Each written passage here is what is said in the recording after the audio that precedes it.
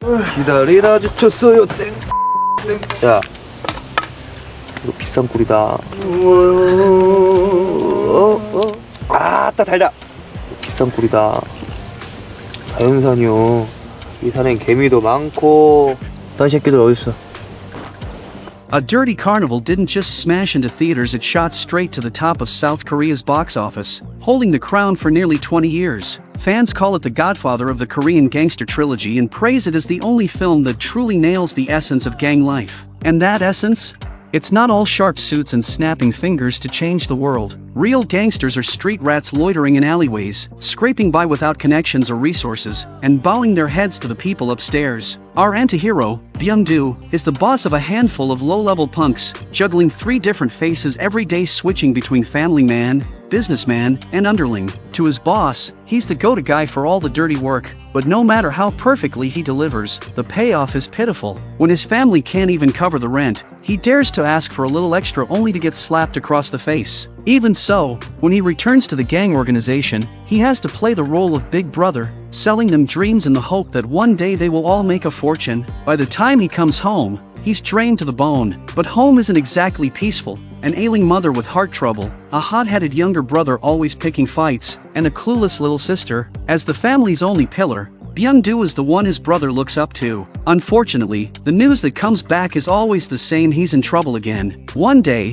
Byung-doo makes his usual trip to the police station to bail his brother out. When they get home, his mother starts and there's no money to pay off the other family, and rent's due in a few days. Byung-doo brushes it off, telling her not to worry, he'll handle it. After dinner, he heads out. At the gang's hideout, he finds one of his guys roughing up 2 runaways. Sitting down, he tells Jong-soo if anyone wants to quit, they can leave a finger behind. It's a warning shot, keep the rest in line. It's also a lesson in gangster values, dignity first. Even if you're starving, your shoes better be polished. Once the boys nod in agreement, Byung-doo heads out to collect debts for his boss, Sang-chul. Byung-doo's got his own way of collecting. He starts outside the debtor's apartment complex, yelling their full name, unit number, and building number with every curse. Then he strolls inside not to take the cash, but to strip down, sprawl out on their sofa, turn on the TV, and order a massage girl to work on his shoulders. Just as the debtor's young son walks in, pulling stunts like that, Byung-doo squeezes the cash out of the guy in no time, then heads straight to his boss Sang-chul to hand it over. The bag's stuffed with cash, but Sang-chul weighs it in his hand,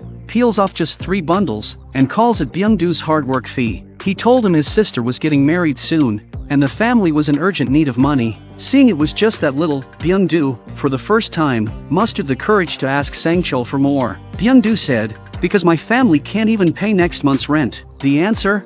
A stinging slap and a stream of insults. And with that, Sang-chul walks off without looking back. When Byung-doo stepped out, he spotted his boss, Sang-chul, chatting with his boss President Huang. Seeing Byung-doo approach, President Huang didn't hold back his praise. "Nice work. You even managed to collect on a debt that old." Sang-chul, ever the smooth talker, chimed in, "All my boys are like Byung-doo." Soon, President Huang invited them both out for drinks. Over the table, he made no secret that he knew exactly what kind of man Sang-chul was. With Sang-chul's growing influence had come a swelling ego enough that he'd even started brushing off his own boss. Huang was already thinking about grooming someone new. "That gambling arcade we just got our hands on," he said, "let Byung-doo run it." Sang-chul jumped in right away. "That's exactly what I was thinking." Then he led his boys in a chorus of shameless flattery. From the couch, President Huang's phone rang. He picked up, and his face turned serious. Hanging up, he confided in the 2 men about a long-standing thorn in his side, a prosecutor who'd been on his case for years, tying his hands and slowing his moves. He told Sang-chul,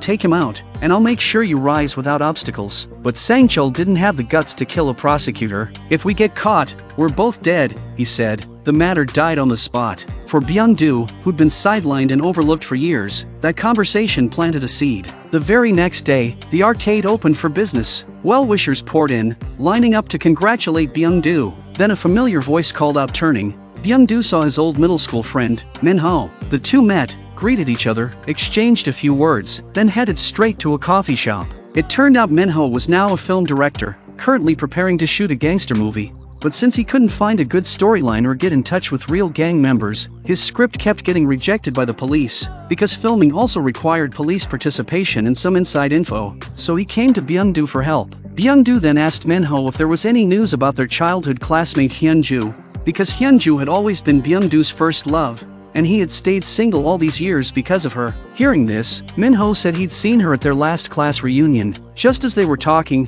Byung-doo's phone rang, and after answering it, he headed straight for the arcade, but by the time he arrived, the place was already in chaos, as the rival gang had come to cause trouble. Seeing this, Byung-doo charged in and started taking down the guys inside.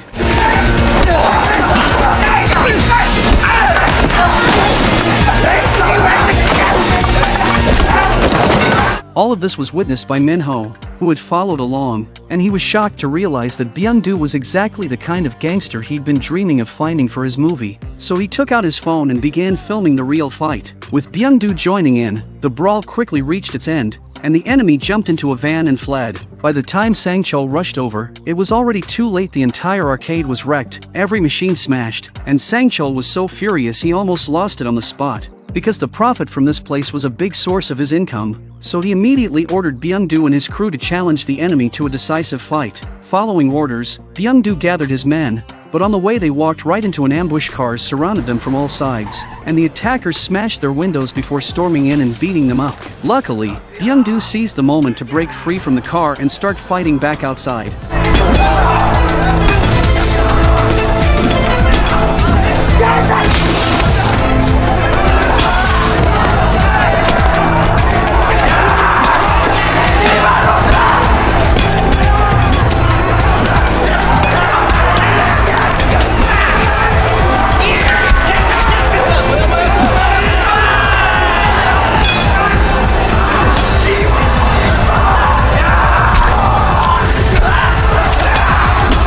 After 2.5 minutes of non-stop fighting, Sang-chul finally showed up with reinforcements, but while gang clashes usually involved sticks and blades without going for fatal blows, Sang-chul, who had been living too comfortably for too long, suddenly drove a knife into an enemy's body and even slashed sideways, leaving Byung-doo completely stunned, as even Sang-chul himself hadn't expected to strike so hard. Back at the club, Byung-doo's right-hand man Jeon-soo started complaining. Fighting is one thing, but now Sang-chul actually stabbed someone. If that guy dies, we're all in trouble. When President Huang heard about it, he called Sang-chul and Byung-doo over to question them, and Sang-chul said they'd pay the other side compensation, and Hippo would take the fall for a while. Then once he was out, he'd take over the arcade. Hearing this, Byung-doo was dumbfounded. Sang-chul hadn't discussed it with him at all, and now he was handing over the arcade Byung-doo had worked so hard to win. And to make things worse, Hippo used to be his subordinate. Just then, a woman came in and said, "There's a prosecutor named Park next door who wants to see President Huang." Hearing that, President Huang cursed under his breath but still went over to pay his respects. Outside, when Byung-doo saw President Huang go in, he confronted Sang-chul.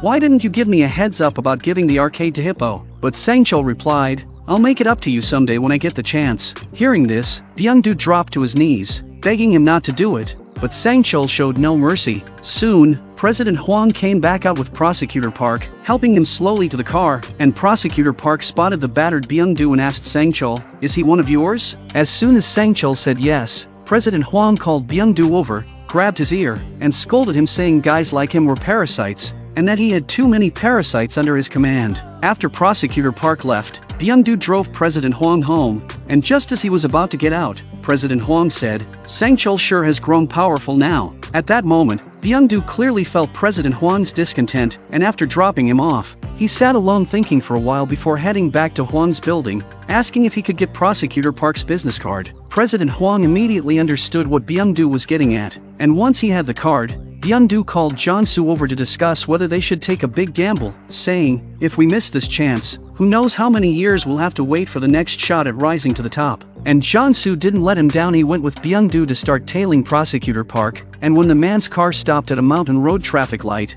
they rammed into the back of his vehicle, making it look like an accident. Jeon-soo got out to talk about compensation, while Byung-doo slipped in from behind and smashed him over the head with a bat, knocking him out cold, then hit him a few more times before stuffing him into the trunk and burying him in the hills. When Byung-doo appeared before President Huang again, Huang personally served him food, saying, "From now on, I'm your backing. No matter what happens, I'll cover you." As for Sang-chul, He's no longer necessary. Subordinates who don't obey don't deserve to exist. Hearing this, Byung-doo instantly understood what President Huang meant, and he knew he'd made the right gamble. After they clinked glasses, it was clear Byung-doo had just used his knock on the door brick successfully. Min-ho, after realizing that Byung-doo was part of a gang, went to the hospital to visit his mother, and the two of them once again rekindled the bond they'd shared since childhood. Byung-doo was pleased to see how much Min-ho cared for his mother, so he took him back to his small crew, telling the boys to show Min-ho what real gangster life looked like, giving him inspiration and material for his movie. Min-ho learned that real gangsters didn't rely on big muscles, but on the sheer ruthless energy they carried. With his career picking up,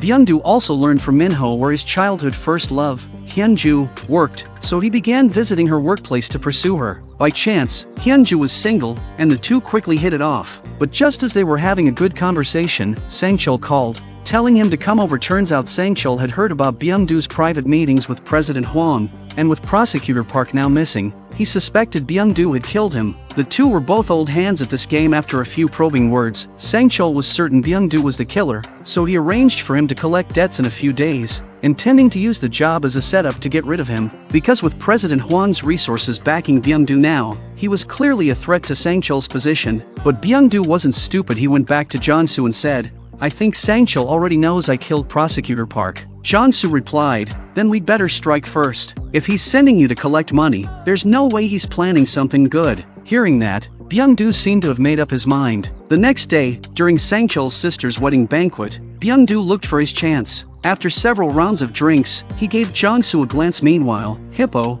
who was about to drive to the airport to pick someone up, had just started his engine when Byung-doo's man slipped in from behind, choking him, and Jeonsu climbed into the car, landing a few punches until Hippo was out cold. At the banquet, a tipsy Sang-chul went to the restroom, and Byung-doo quickly followed. While Sang-chul was washing his hands, Byung-doo suddenly stabbed him in the kidney, then dragged him over to the toilet and drove the blade into him several more times, killing his own boss. When he walked back out, he acted like nothing had happened, downing a beer to steady his nerves. With that problem solved, Byung-doo went back to pursuing his dream girl, boasting to her that he now had his own studio and planned to get into real estate. After they parted ways, he secretly bought Hyunju a pair of shoes, and while waiting for her to finish work, he saw her being harassed by a man. As a gang leader, Byung-doo couldn't tolerate his goddess being bothered, so he went up and beat the man to the ground. Byung-doo thought this would win her heart, but to his surprise, Hyunju was terrified by his violence, hailing a cab and fleeing immediately. When things calmed down, she told him, "I hate gangsters," then turned and left. Heartbroken, Byung-doo went drinking at a street stall until Min-ho came and carried him home. Drunk, the two began talking. Byung-doo spoke of his struggles over the years, while Min-ho said he'd been stuck in his small studio for 3 years, trying to write a solid gangster script. They talked on and off until Byung-doo blacked out. The next day, President Huang took Byung-doo to see their latest project, a rundown slum that Huang had already acquired. The plan was to drive all the residents out before redeveloping it, and if successful, the project would bring in 50 billion won in profit, with Huang promising to give Byung-doo 5 billion as a reward. But how to drive the people out, that was up to Byung-doo. With such a huge payoff, Byung-doo was fired up, rallying his men to get to work, threatening and coaxing residents, smashing up the homes of those who refused to move, or camping outside their shops to ruin business. Their thuggish tactics worked so well that most residents caved under the pressure, but 5 households were nowhere to be found, and Byung-doo guessed they had crossed the local gang that originally controlled the area, and now those guys were holding the land deeds, refusing to leave, wanting their own cut from President Huang. His daughter could get a role in his movie, so everyone chatted happily, though Min-ho's smile compared to his previous hearty laughter now carried a hint of avoidance toward Byung-doo. After the meal, Byung-doo's men proved efficient, quickly tracking down one of the 5 missing households, and soon the man was buried in the ground. 야, 이거 비싼 꿀이다. 자연산이요. 그지?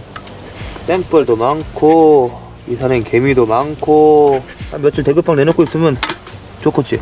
Having never seen anything like this, the man spilled everything, and when Byung-doo went to where Jeonsu was interrogating the other 4, Jeonsu admitted things were tricky. The Viper gang boss was holding the land deed himself. Just then, Byung-doo's phone rang, and a strange male voice said, "Byung-doo's mother is still in the hospital, right? And your little sister is still in middle school. What if something bad happened on her way home?" Hearing this, Byung-doo rushed home and, seeing his family safe and sound, finally let out a sigh of relief before heading to the car where his subordinate was waiting. But Byung-doo didn't know he'd already fallen into their trap just as they exchanged a few words. A blinding light hit their faces, the car window shattered, and a group of men armed with weapons stormed in, beating the two mercilessly before tying them up and throwing them into a van to be buried alive. The jolts along the road woke Byung-doo, and hearing the men's conversation, he knew they'd be dead if they didn't act. He pulled a lighter from his pocket, woke his still unconscious subordinate, and, enduring the pain, had him burn through the ropes. Then they ambushed the two men in the back, and the fight erupted inside the moving van.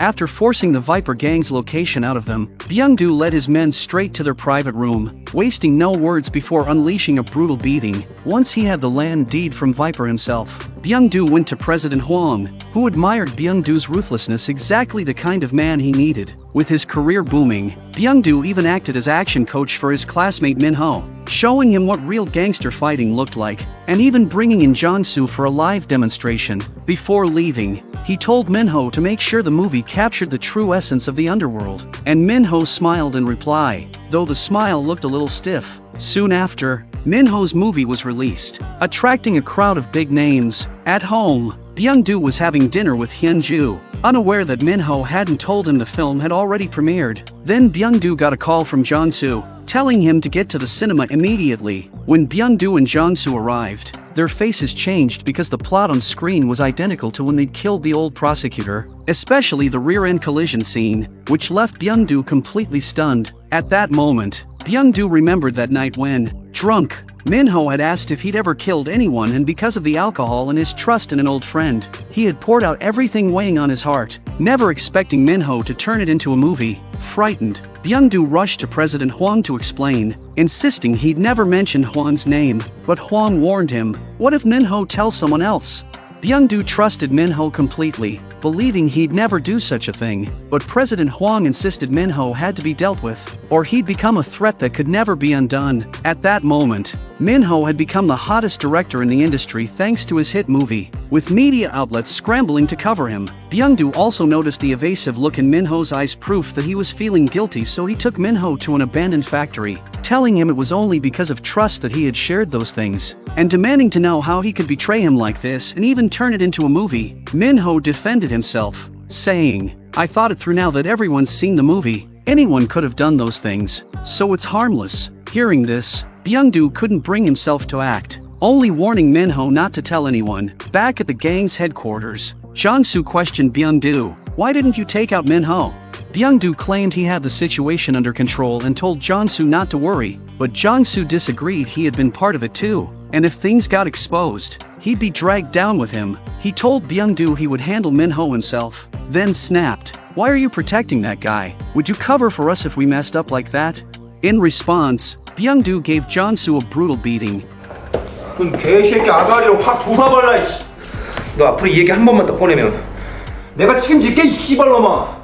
But instead of backing down, Jong-soo went to an underground parking lot, kidnapped Min-ho, and dragged him to an abandoned shack, where he began to bury him alive. With only Min-ho's head left above the ground, Jong-soo said, I'm not like Byung-doo, I'm not that close to you. In the end, Jong-soo didn't kill him, only scaring him and warning, if it weren't for Byung-doo, you'd already be a corpse. As he left, he added, we're all in the same boat now. After returning home, Min-ho immediately called a police officer he trusted, who, sensing something serious, asked if Min-ho was in trouble. The next day, Byung-doo, his career still on the rise, went to see his dream girl Hyun-joo, ready for a date and bringing her a gift. But just then, several police officers appeared in his line of sight. It turned out that under Jong-soo's threats, Min-ho had told the police everything, aiming to take down Byung-doo, who in his eyes had no dignity as a leader and treated everyone's lives as disposable. Byung-doo had no idea, and when the police chased him, he fled like a hunted animal, barely managing to escape. leaving Hyunju frozen on the spot. Not knowing what had happened, sitting in a car afterward, Byung-doo realized Minho had betrayed him, something he hadn't expected so soon after trusting him, and went to President Huang, saying he'd deal with Minho himself before leaving the country, asking Huang to give his promised share to his family once he was gone. But now Minho was a top-tier director, his movie at peak popularity, making him a hard target. Byung-doo called Jong-soo, blaming himself for trusting Minho, and Jong-soo agreed, saying, "Regrets useless, let's just solve the problem." When their informant returned with Minho's whereabouts, Byung-doo went to take him out personally, but everywhere the star director went, he was surrounded by flattery, making it impossible for Byung-doo to act even in the restroom. People kept coming in and out. Frustrated, he waited for another chance. Finally, Minho ended up in the center of the dance floor, drunk and carefree, and Byung-doo saw his opening, weaving through the crowd toward him. But just before he could reach him, Minho opened his eyes, saw Byung-doo, sobered instantly, and bolted for his life. Byung-doo chased hard, and though Minho ran fast, he was eventually caught by Byung-doo's men. Byung-doo drove off to meet Jong-soo and the others, but the moment he stepped out, a van suddenly sped forward and slammed into him, knocking him to the ground. The men inside jumped out, beating him savagely.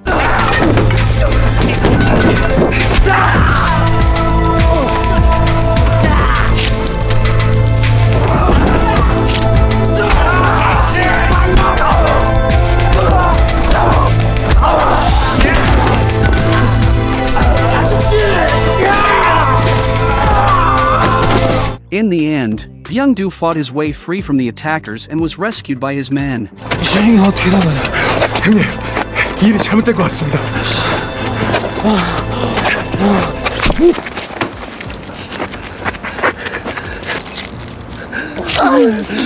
To his shock, Jong-soo and Minho were now in league together, and those hitmen had been sent by Jong-soo to get rid of him so he could take over as boss. Lying on the cold, filthy street, Byung-doo could only stare in despair at the traitor who had once been his trusted man. Before dying there in the gutter, Minho and Jong-soo obtained President Huang's resources. In truth, everything had been decided the moment Byung-doo spared Minho's life. The movie ends,